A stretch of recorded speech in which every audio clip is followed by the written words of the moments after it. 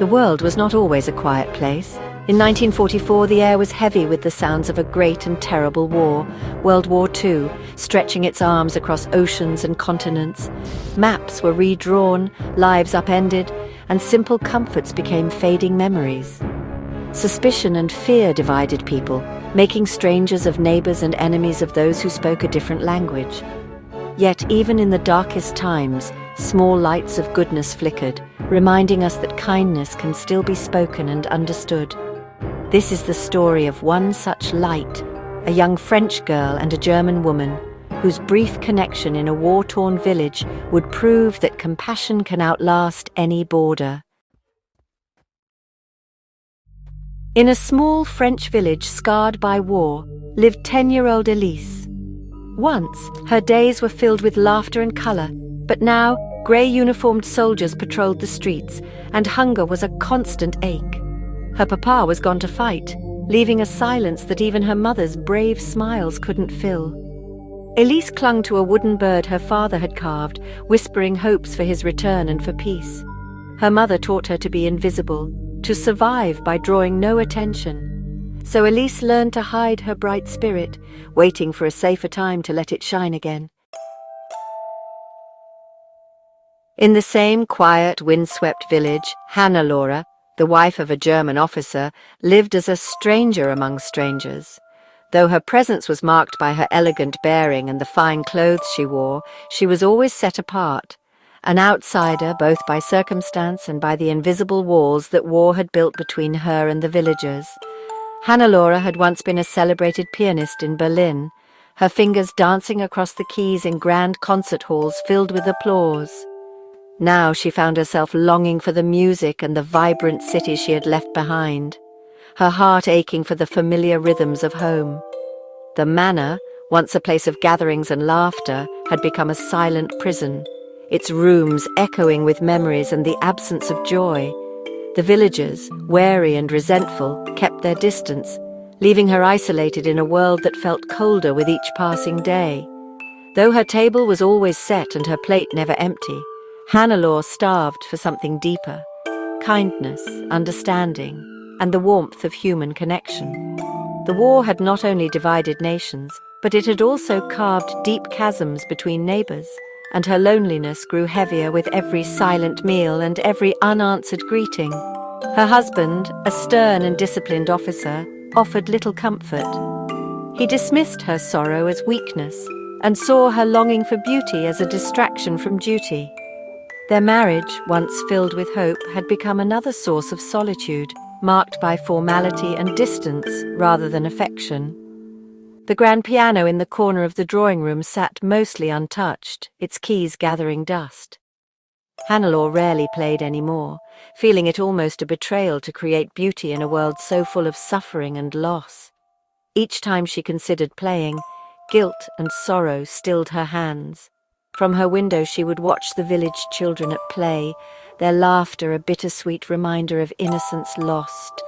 She felt a deep, aching connection to them, wishing she could bridge the gap between her world and theirs, to offer comfort or even just a smile. But to the villagers, Hannah-Laura was a symbol of the enemy, a reminder of the pain and fear that the war had brought to their doorsteps. They met her gaze with suspicion or turned away, leaving her to mourn not only her own losses, but the broken lives all around her. In her quiet moments, Hannah-Laura's sadness became a silent plea, a hope that someone, somewhere might see past the uniform and the war, and remember the simple, universal need for understanding and compassion in a world that seemed to have forgotten both. One autumn morning, Elise and her mother faced an empty pantry. No flour, no potatoes, nothing left to trade. The village starved together, hope flickering as rations shrank and despair grew. Elise, tired of helplessness, resolved to help her mother. With a small basket, she slipped out, determined to find anything edible in the woods. She had no plan, only the fierce love of a child unwilling to watch hope die. Even a slim chance was better than surrendering to despair. It was her quiet act of defiance against the darkness closing in. Elise's search yielded nothing, and she wandered back past the old stone well near the manor. There she saw Hannelore, the German officer's wife, standing alone, her posture heavy with sadness. Elise froze, but something in Hannelore's loneliness made her pause. Their eyes met. No anger, just a silent recognition of shared unhappiness. In hesitant French, Hannelore greeted her, "Bonjour." It was a simple word, but in that moment it bridged the gulf between them. Elise, surprised by the gentleness, replied, stepping out from her hiding place. Two unlikely souls, meeting by chance, found themselves connected by more than circumstance. Hannelore noticed Elise's empty basket, the woven handle trembling in the young girl's cold hands.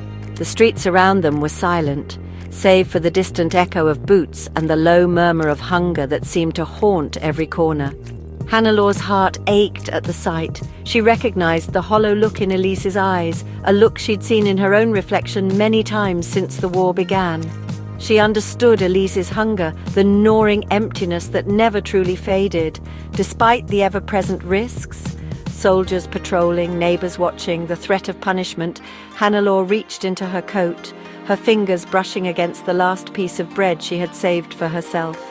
With a quiet resolve, she offered Elise a small, precious loaf of dark bread, her own ration for the day. The bread was rough and dense, but to them it was as valuable as gold. Elise hesitated, her small hands hovering in the cold air, torn between fear of discovery and the desperate need gnawing at her stomach.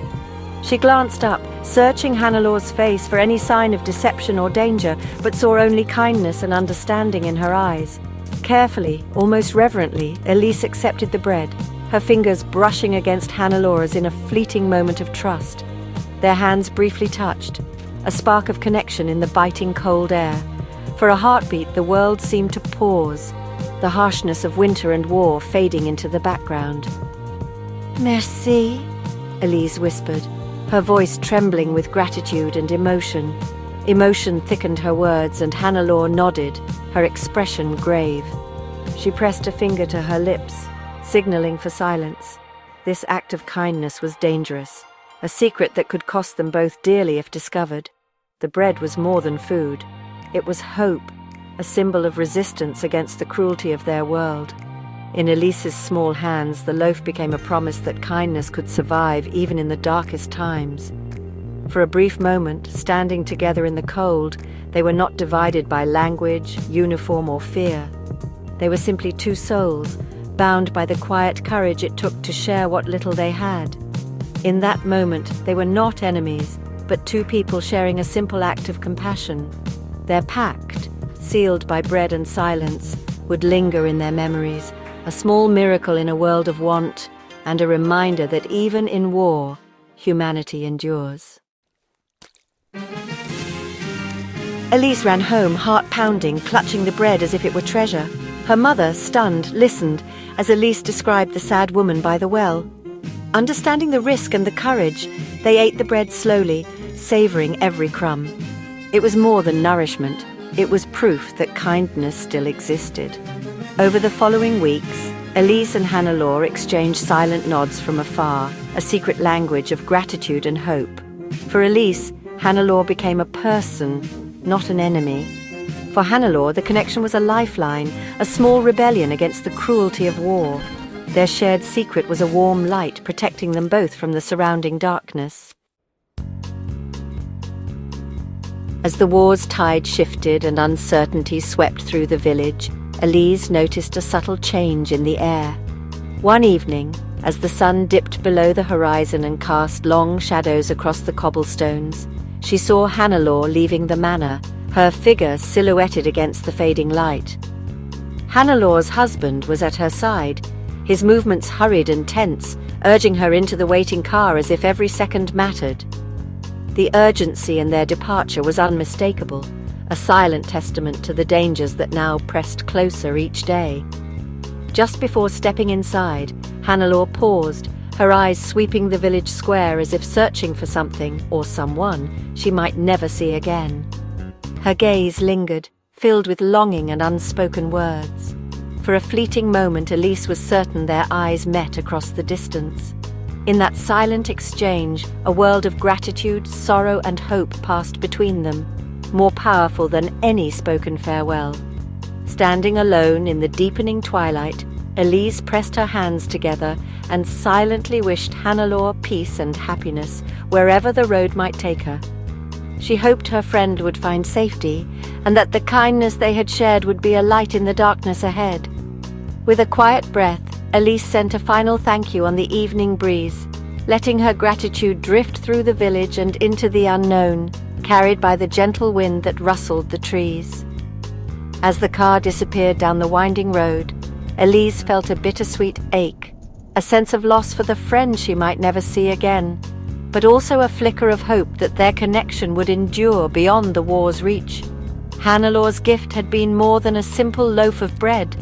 It was a gesture of trust, a symbol of courage, and a reminder that even in the darkest times, small acts of kindness could change a life. Through Hannelore, Elise learned that humanity could survive even the harshest winters of the soul. The lesson was clear: compassion and empathy could flourish, even when surrounded by fear and suspicion. People, she realized, were so much more than the uniforms they wore or the languages they spoke. Beneath the surface, everyone longed for safety, for dignity, for a chance to be seen as human. Kindness, Elise understood, could build bridges even in the midst of war, bridges that spanned not just rivers or borders, but the invisible divides between hearts. That night, Elise made a quiet vow to herself. She would remember this lesson and choose compassion whenever she could, no matter how difficult the world became. She would keep that small light burning within her, a beacon of hope and kindness to guide her through the years ahead.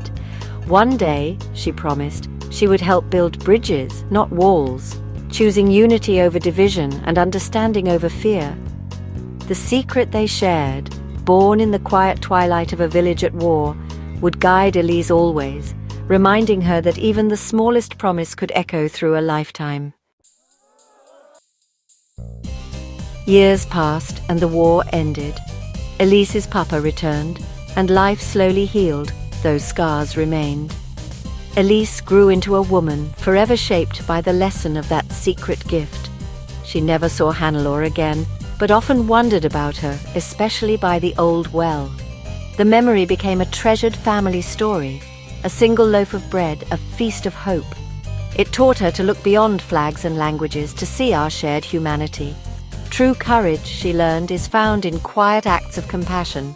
The echo of that kindness lived on, a legacy of hope for generations to come.